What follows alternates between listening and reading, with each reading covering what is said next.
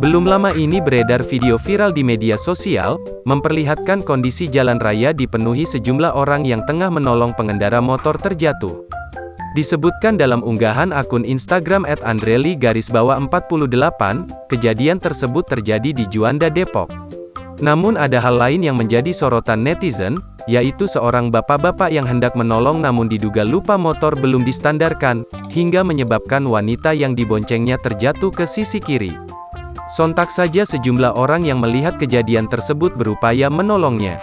Tak lama berselang bapak tersebut tersadar dan kembali ke motornya. Sontak video tersebut mendapat beragam komentar dari warganet.